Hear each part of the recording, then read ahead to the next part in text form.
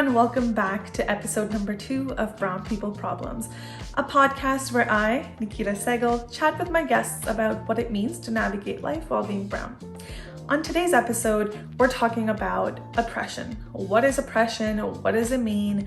And what does it look like specifically for our community? And joining me for today's episode is Jessie Dhaliwal, who is a queer South Asian woman from Greater Vancouver in BC here in Canada. She is an intersectional and trauma-focused clinical counselor who is working with our South Asian community.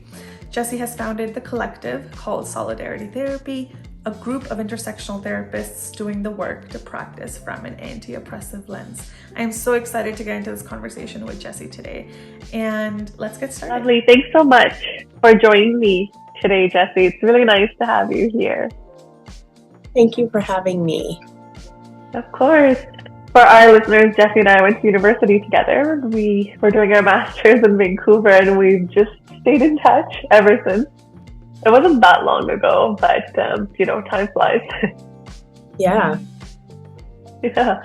You're still in Vancouver, right? So I'm in Toronto now, but you're still in Vancouver. I am, yes. I'm in Langley, BC. But, we've stayed in touch, and I really appreciate all the work that you're kind of doing around making therapy very, anti-oppressive, focusing on that feminist lens, right? And really trying to work from a place of social justice. Mm-hmm. That was actually one of the big things that actually really spoke to me about Adler, our university, was the focus on social justice. And I think a lot of practitioners, if I may, kind of tend to drop a lot of what they've learned. Not everybody carries everything into their practice. So you've done some really lovely work, and I just wanted to acknowledge that.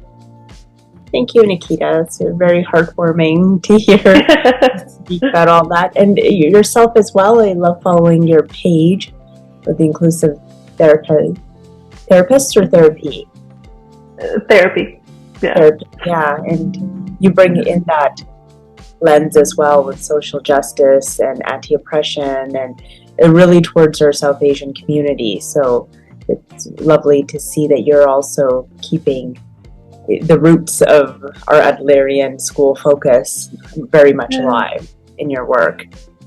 Yeah, thank you. I just find that it's so important, right? It's so central to the work that we do in therapy. I can't imagine, doing this work without that lens, if that makes sense.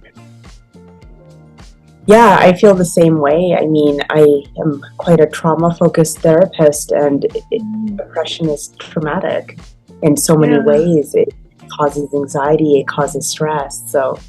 Yeah, absolutely. Which is why you really came to mind for me when I was thinking of doing an episode on just what oppression looks like, right? In brown families, what does it look like for us to be brown and kind of acknowledge our oppression, right?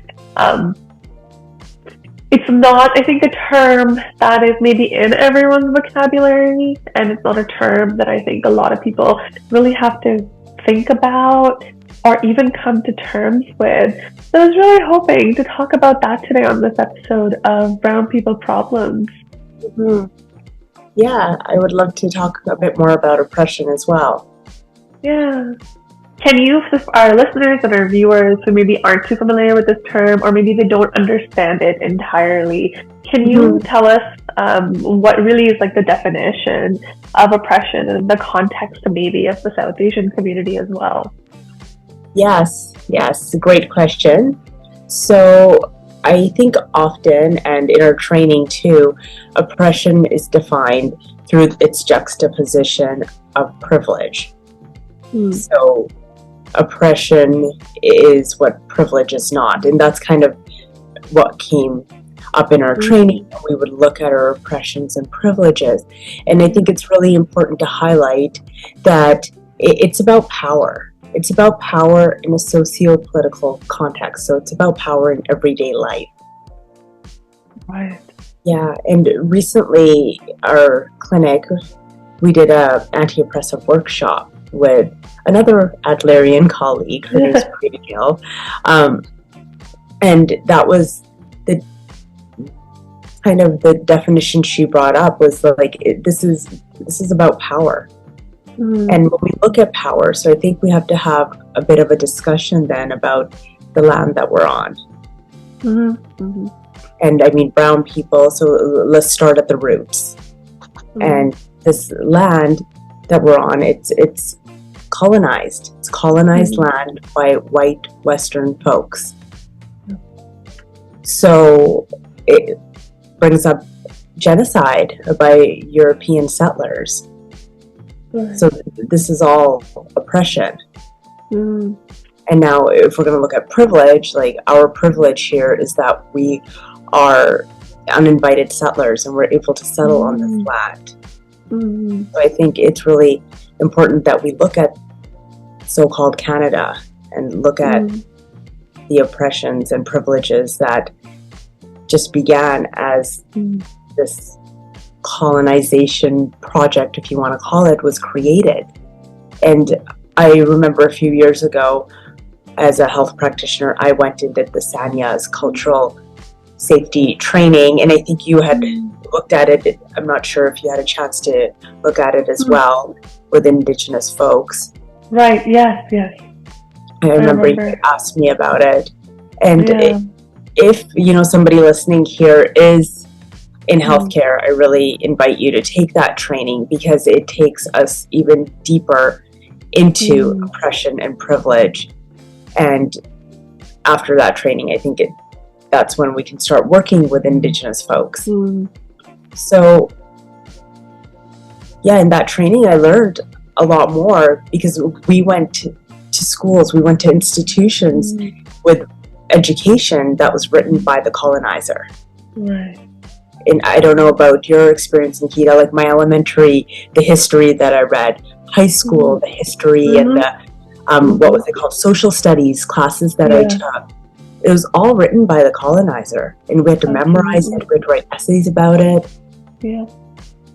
So that is all how structurally privilege and power is being upkept in our society. I was really going to say, I really like how you kind of posed, I really liked your wording around it. You said oppression is sort of the opposite, right, of privilege, and that context of power. I think that term really resonates. And I guess I wouldn't want anyone to listen to this and take away a feeling of powerlessness.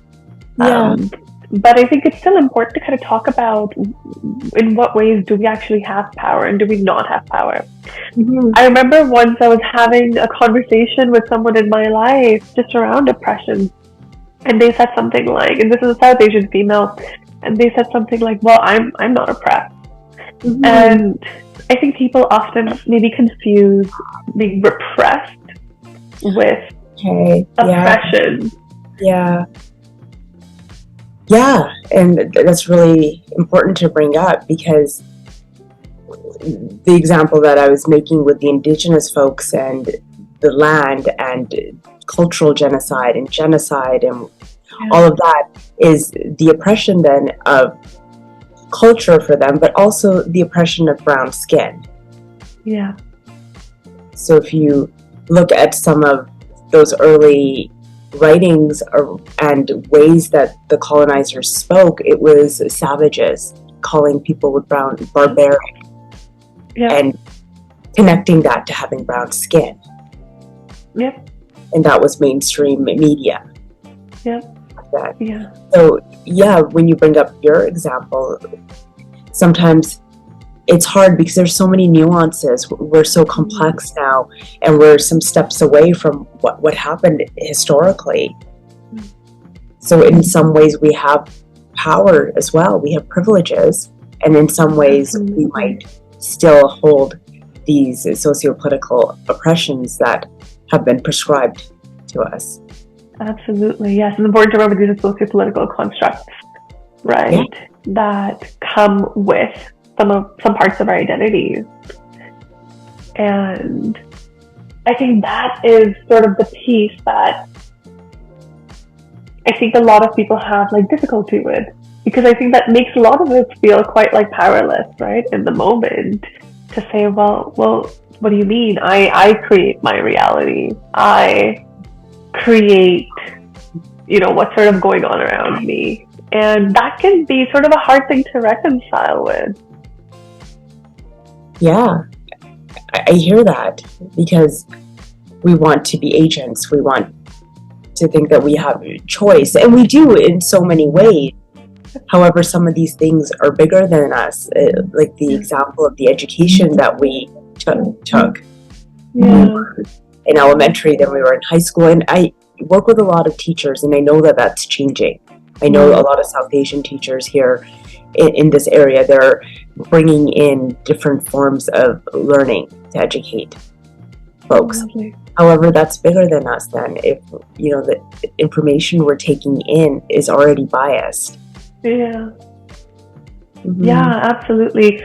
I don't know if you recall, but I spent the first 12 years of my life in India. Okay. So I was born and raised to a certain extent in India, and I finished sort of middle school in Canada. But I remember everything in like our history classes, everything. We used to also have like social studies course, and there was barely any history about pre-colonial India. Like everything was just about the colonial India, and there wasn't too much about the freedom fighters or people involved in the revolution. There was, but I found, and now looking back, there was this sort of like disproportionate amount of this like glorification of the oppressor, right? And I think that really does impact on a very sort of, I think, subconscious level how we perceive those who are more privileged than us, and how we sometimes even hold like whiteness maybe as this like benchmark. Yes, so the words that come up for me when I hear you speak is internalized shame, internalized racism. Yeah, and that, would you say that is really like kind of a byproduct of oppression, right? That Indo-Canadians, a lot of us carry with us. Yes, and I think it's beyond the education. It's also the media that we're taking in. It's the people that we're surrounded with. It's the structures. It's how the corporations are run. Yeah.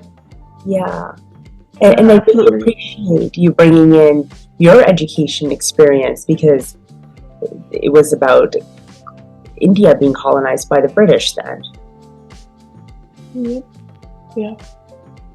before them, the Portuguese. And I think all of that, of course, sort of like spills into that intergenerational trauma piece, and a lot of that, as immigrant communities, we kind of carry with us. But when we talk about the Indo-Canadian community, let's just generalize for a second. When we talk about the Indo-Canadian community, what are some of the types of, and please correct me if this is kind of not like verbally correct, but what are like some of these types of like oppressions or oppressive experiences or oppressive structures that are relevant for most of us today?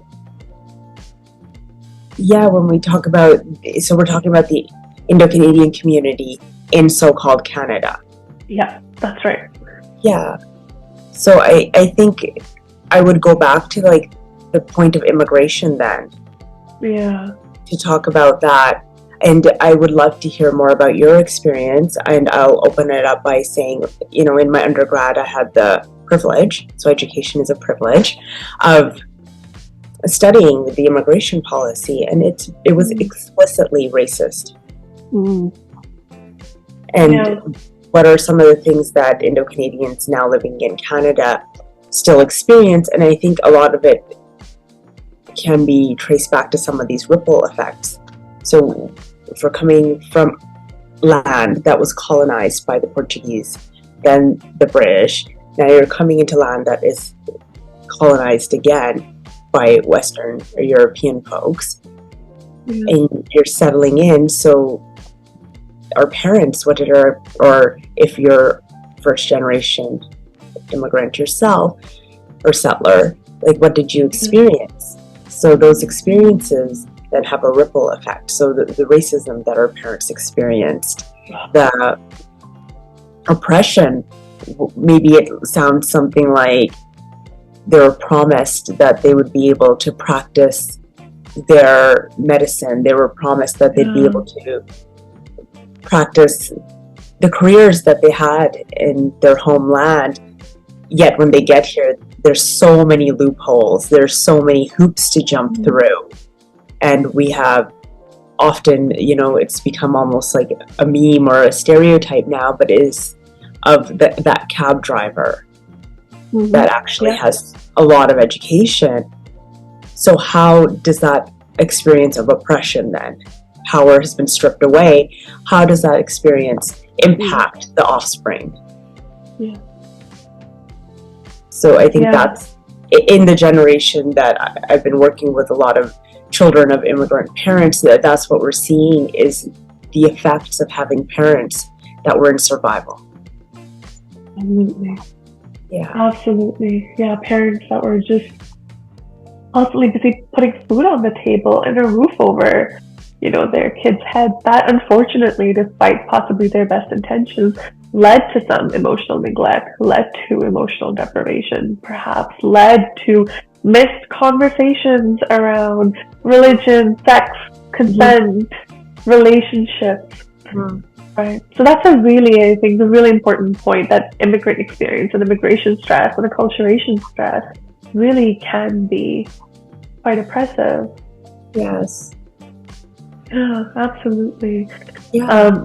I remember when I, of course, had the privilege, right, to come to this country, and for my parents to have the financial means to sort of bring that about. But it was really interesting. My first day, I think, in middle school, they had me meet with the guidance counselor or someone of the sort, I don't remember. And I think they were trying to assess if I needed to be put into ESL or not. Yeah. And I still remember vividly, I was 12, 13? I still remember vividly the face of that counselor when I opened my mouth and I spoke in English. And I grew up watching a lot of, things like Nickelodeon and all of these like Western TV shows. So I didn't have too much of an accent. And his eyes were just really wide. And he said something along the lines of, wow, like, how is your English so good? And even the 13-year-old me had good sense to be offended. And I looked at him and I said, well, there's a lot more variation in where I come from. And I think that's thanks to the privilege that I had in my home and my parents' income and their lifestyle choices and their way of living that contributed to the opportunities that I had. But I think even these microaggressions on a day-to-day basis that we have to face, they are really taxing. And I remember as a 13-year-old walking out of that room going, oh, is this what my future is going to be like here? Everyone's going to constantly be like, oh, wow, cool, you don't have an accent. Or, cool, where did you learn to speak English so well? That's the memory that comes up for me. Yeah, and I really appreciate you sharing that memory. That's really powerful to kind of highlight what does oppression look like. And microaggressions are something to talk about, because sometimes it's not explicit and we walk away with this feeling, this unease, unsettled feeling, and we're like, something doesn't feel right. But what was said, and I don't know about yourself, but then I remember growing up, I would gaslight myself. It was probably because you're a child and these were your superiors, your teachers, your elders. Yeah. And when you spoke of that memory, I had a memory of myself in kindergarten, and we'd gone to a wedding, so I had all the henna all over my hands, and I was chipped red nail polish. I was a kid. I was in kindergarten. And I came back to school, and the teacher, who was this very proper English teacher, smacked the ruler on my desk and was like, it was so improper. Girls should not have chipped nail polish. I don't remember exactly the words that she used, but she was shaming me. She was shaming me, and I was a child. Of course, my nail polish was chipped. Yeah. And not understanding what the henna was, and just shaming me for having participated in a cultural practice. Yeah. Oh. And it was past the time when I guess the teachers actually hit you, although when I hear stories from people that are around my age, I'm like, that wasn't meant to happen, because in some schools I guess it still did. Yeah. And that's like clients that have had racist experiences, but just hearing that sound of the ruler, that shook. Of course. Yeah, no, I really appreciate you sharing that. I think that's such a powerful kind of early experience, right? That I think a lot of us have had, trying to navigate these two cultures that we're kind of caught between and trying to decide, okay, well, what is it about my South Asian roots that like still resonates with me, and how do I practice that in the context of this now space that I'm in, which is very different. Yes. And I think that's definitely a unique struggle of the immigrant generation. But when it comes to, I wanted to get your take on this, when it comes to talking about oppression, why do you think this is important? Like, why do you think we should be talking about this? Yeah, I feel like the awareness is really important, because perhaps folks don't know that the experiences they've had, they were oppressive. And how do we work on creating change if we don't know what's happening? So I think the language that's been brought to name oppressions, privileges, and then Kimberly Crenshaw bringing up intersectionality, which we can touch on later, I think it's really powerful, so we understand what's happening. And then after we understand that, we can start to advocate, and we can then perhaps be activists as well in our own way. We don't all have to show up at the picket line, but whatever it means for us, is it voicing ourselves at the table in our meeting, or is it having a conversation with somebody by the cooler, so we can do our part to continue the change. Absolutely. I think by identifying what is suffocating us or taking away our power, we can regain a lot of that power back. Right? We regain a lot of agency back, and we can say, okay, I see these systems that exist. I see the privilege that I may have as a light-skinned South Asian woman, right? Versus a friend who is darker skinned, because we know there's so much like anti-Black attitudes in our community.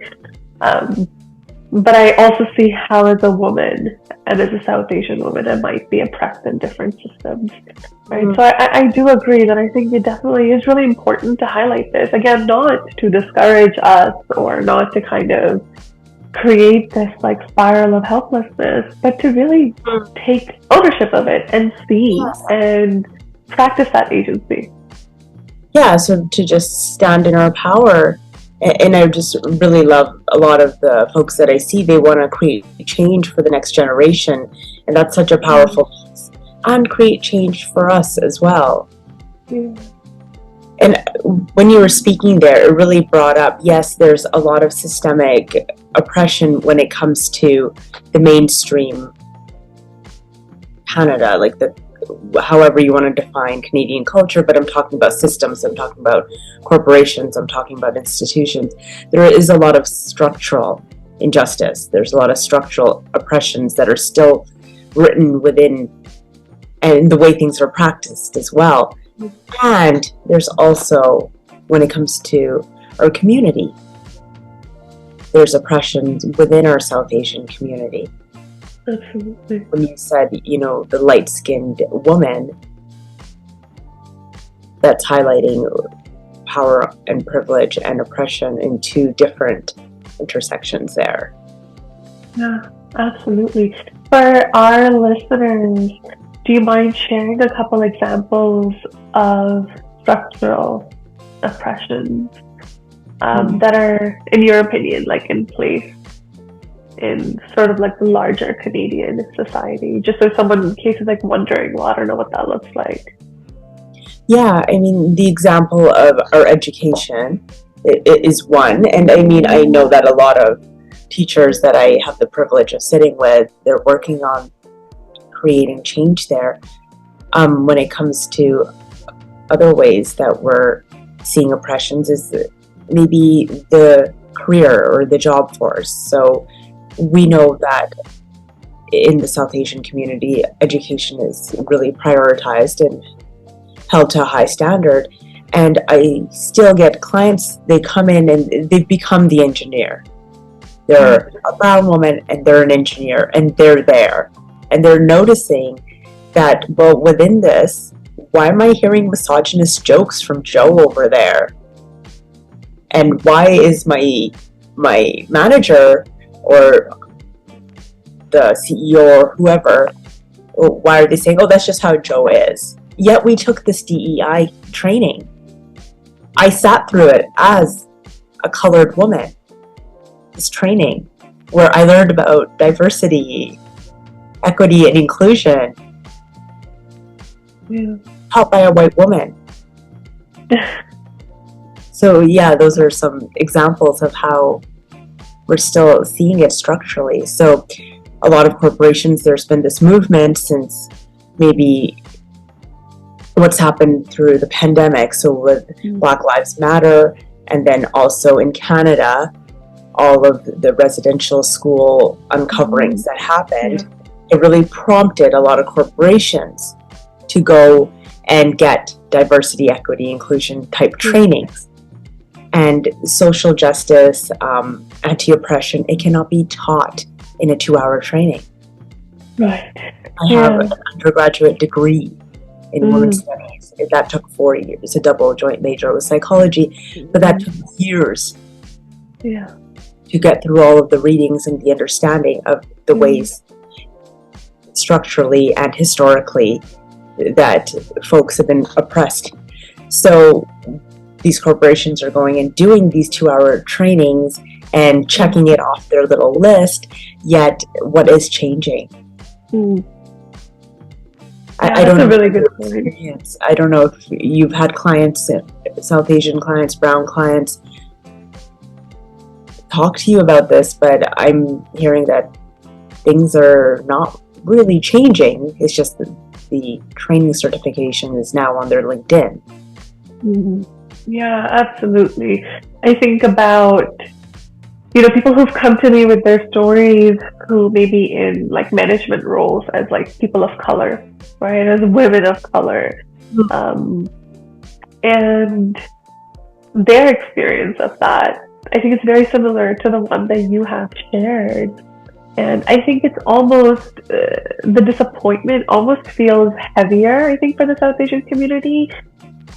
Because, and I don't know if this has been your experience, but on the large, I find that we were kind of told that, work hard, get a good job, and then you will be happy, right? So you just like hustle through and struggle, and then you'll be happy when you have this job and you have this home.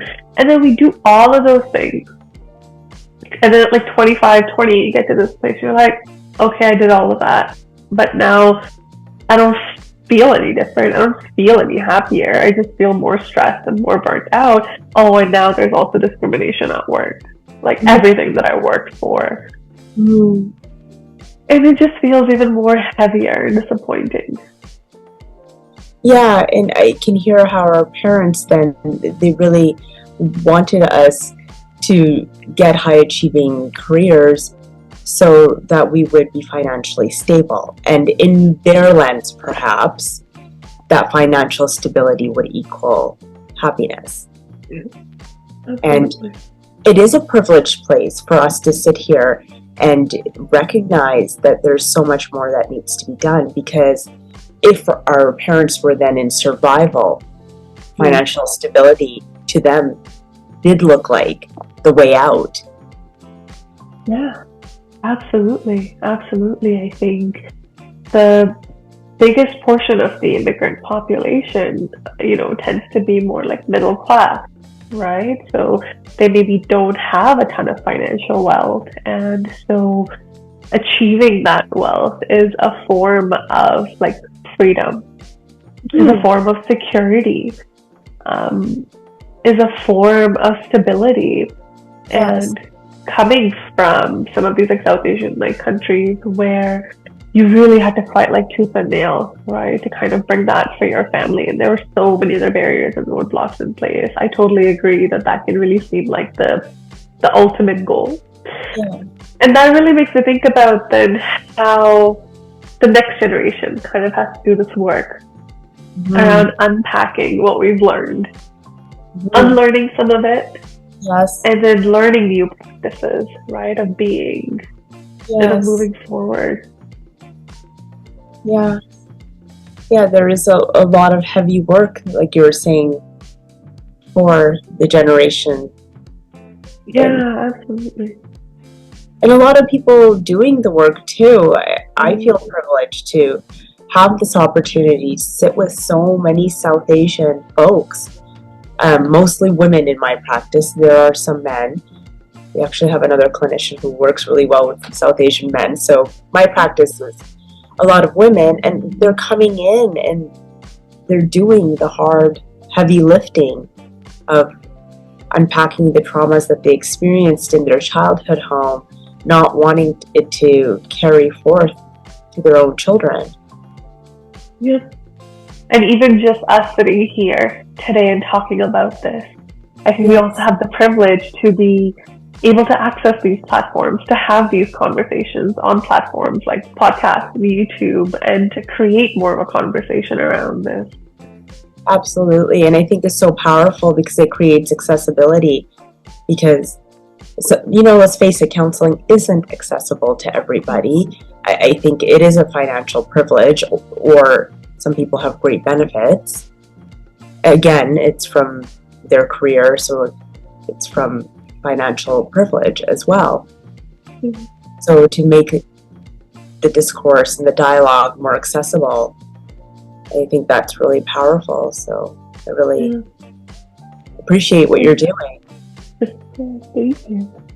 So to someone listening to this and thinking, gosh, I've never had to think about this. I've never really had to face this. I knew it existed like my periphery, but I've never really had to face a lot of these like impressions and these experiences head on. What would you want to say to that person so they kind of walk away feeling powerful, in control, and not necessarily defeated or overwhelmed? Because we know that this kind of work, like really examining a lot of our past and our belief systems, it can be really overwhelming. What would you want to say to that person? I think I would like to bring in the concept of duality then. I mean, privileges and oppressions, they coexist in our community. So I think that's when maybe the conversation around intersectionality can come in. So for those of you listening who don't know, Kimberly Crenshaw is a Black woman who coined this term to talk about this. It's more than a duality, it's intersection. So it's a kind of like a driving metaphor, as we have the road right behind you're watching. So when you come to an intersection, there's more than one path. And like that, our social identities, they're nuanced and complex. I hope that is a sufficient definition to kind of understand. I mean, the history of it was that there was a woman, a Black woman, that wanted to get a job, and the corporation she was trying to get a job at, they hired Black men, like behind the scenes. They hired women, white women, front of house. She was a Black woman, and she wasn't getting hired, and she took this to the court on the grounds of discrimination, and the court said, well, no, if they hire Black people and women, then it's not discrimination. However, that intersection of being Black and a woman, so in our community, then being brown and a woman, maybe being a brown woman is seen as an oppression in certain ways, but there's privileges as well. So if we look at our intersections, we also have privileges. So I think to walk away and realize that this conversation isn't stripping you of your privileges, is just offering a different lens to start to look at the socio-political identities that we all carry. Yeah, that was really lovely. That was great. And I think, so to not take away the sort of black and white, right, or all or nothing sort of narrative, but know that it's nuanced, like you said. Yes. And acknowledging our oppression doesn't take away from our privilege. Right. Yeah, absolutely. Yeah, and I mean, if we wanted to go even deeper, maybe we would start to examine our privilege. Yeah. So like you brought up, example of the light skin. Yeah. In our community, light skin is considered a privilege. We're told not to go out in the sun, or, beauty is, and light skin are thought to be correlated. Yeah, like really, really highly valued. Yes, highly valued. That's a great way of putting it. So maybe it's about dismantling some of these ideas. Yeah. Maybe it's about being able to be in the sun and be happy. Yeah, exactly. I think it's that particular one is still one that comes up for me when I go to the beach. And I think that kind of just shows, right, how deep-rooted some of these beliefs are. Where I'll kind of really have to consciously make an effort to not take a beach umbrella and to really sort of embrace the sun and to say, it's okay, right? So I think it does look like work. I think for a lot of us, it's a bit of a lifelong process of work, unfortunately. But it's quite rewarding to engage in this level of like self-reflection and really tapping into that agency. Yes. I believe it is really rewarding, and it's powerful because we're able to then have more compassion and understanding for other people and have a deeper understanding of their intersections. Yes, absolutely. It gives us more of a perspective, right, towards others. That's really important. Yeah. Well, to everyone listening, don't lose hope. This is a process, and I know we could be talking about this for like hours and hours and like possibly days and days, but hopefully this gives our listeners just something to think about and why it is important for us to think about these things, to talk about this, to have this conversation, to reflect on this. Perfect. Well, thank you so much, Jessie, for coming on here and sharing the space with me while I was vulnerable. And thank you for being vulnerable and really sharing like personal examples and professional examples and really just going there with me, because this conversation can be really heavy and it can be tough. Yeah, I really appreciate you inviting me on this platform to have this conversation with you.